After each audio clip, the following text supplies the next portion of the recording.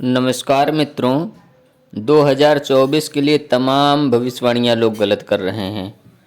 उसमें अगर कोई भी सरकार और उसका प्रशासन यानी कि कुल मिलाकर के सरकार कोई भी अगर ना चाहे तो कहीं पर भी कोई भी गृह युद्ध या दंगा नहीं हो सकता है।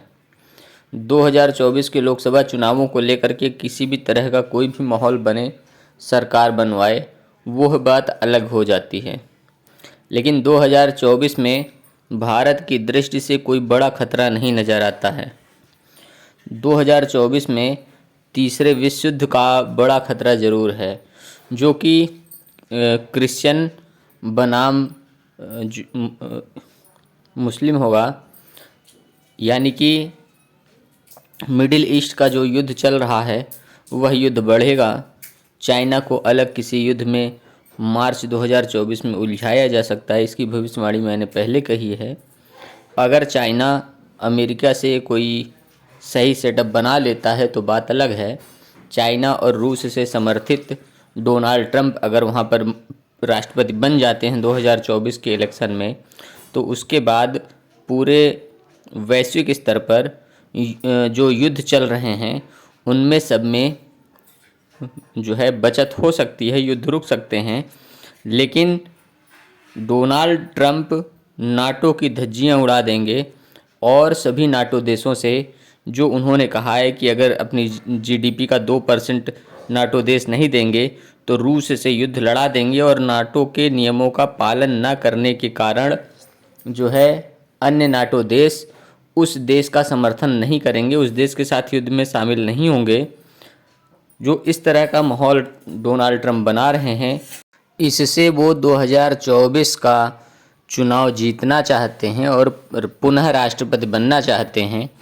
लेकिन जो परिस्थितियां हैं अमेरिका की, अमेरिका जो है आर्थिक दृष्टि से टूट रहा है। हथियार लॉबी उसकी पैसा कमा रही है, अमेरिका को टैक्स दे रही है, सब कुछ ठीक है।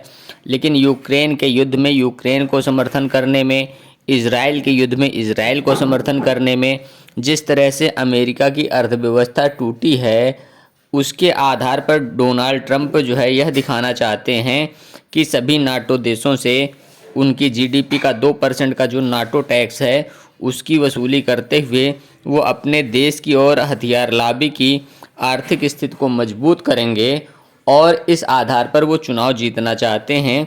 लेकिन यह उनके लिए कठिन होगा, क्योंकि इजराइल जो यहूदी हैं उनका जो है अमेरिका पर बड़ा कंट्रोल है और पूरे अमेरिका के चुनाव को वो प्रभावित करते हैं। और इसके साथ में अमेरिका खुद भी नहीं चाहता, अमेरिका का एक बड़ा धड़ा है जो खुद भी नहीं चाहता ईरान के आगे झुकना, चीन और रूस के आगे झुकना। लिहाजा वो जो बाइडेन के साथ ही ज़्यादातर खड़ा होता हुआ नज़र आएगा। लेकिन अब इस कूटनीतिक चाल में डोनाल्ड ट्रंप कितने सक्सेस होते हैं वह तो आने वाला समय ही बताएगा। और जो दक्षिण भारत में उल्कापिंड गिरने की बात बार बार कर रहे हैं भविष्यवाणियों के रूप में तमाम भविष्यवाणीकर्ता, वह गलत बोल रहे हैं कि 2024 में उल्कापिंड गिरेगा। देखिए, कोई गृह युद्ध भारत में नहीं होगा। सरकार अगर कोई कराती है, दंगे कराती है, चुनाव जीतने के लिए आसपास या चीन से युद्ध करा देती है तो वो अलग बात है, क्योंकि यह सरकार के हाथ का निर्णय होगा। जो भारत सरकार वर्तमान समय में नरेंद्र मोदी विराजमान हैं, यह उनका निर्णय होगा, क्योंकि 2024 का लोकसभा चुनाव जीतने के लिए वो कुछ भी कर सकते हैं। विभिन्न विपक्षी बड़े नेताओं को इन किन प्रकारेण वो तोड़ करके भाजपा में शामिल कर रहे हैं और दिखाना चाह रहे हैं कि भाजपा की इतनी बड़ी लहर है कि सारी पार्टियों से बड़े बड़े नेता छोड़ करके भाजपा में शामिल हो रहे हैं। ऐसा वो परसेप्शन बनाना चाहते हैं। लेकिन अगर ईवीएम को हटा दिया सुप्रीम कोर्ट ने तो किसी भी कीमत पर 200 सीट भी भाजपा का पहुंच पाना बड़ा मुश्किल होगा। 178 के आसपास सीटें भाजपा की आएंगी। लेकिन जो उल्कापिंड गिरने की भविष्यवाणी की जा रही है कि 2024 में हिंद महासागर में उल्कापिंड गिरेगा, वह भविष्यवाणी गलत है। उल्कापिंड 5 किलोमीटर का होगा जो गिरेगा, वह दक्षिण भारत की तलहटी में गिरेगा, हिंद महासागर में गिरेगा, यह तो सही है, लेकिन उसका गिरने का समय सन 2028 होगा और चौड़ाई लगभग 5 किलोमीटर होगी। यह उल्का पिंड गिरने के साथ में बहुत ही बड़ा उत्पात होगा। दक्षिण भारत का बहुत बड़ा भूभाग नष्ट हो जाएगा।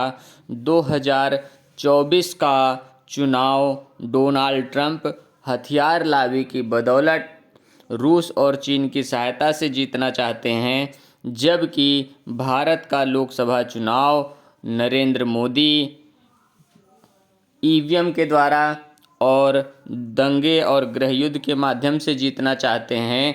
कई सारे सुप्रीम कोर्ट के आदेशों में और कानूनों में हेरफेर भी करेंगे ये, और इसके अलावा ये चीन से युद्ध भी लड़ा सकते हैं। चीन को बहुत बड़े भूभाग पर कब्जा दिलाने का भी काम कर सकते हैं 2024 के इलेक्शन में फंड प्राप्त करने के लिए, क्योंकि इलेक्टोरल बॉन्ड को ख़त्म किया जा चुका है।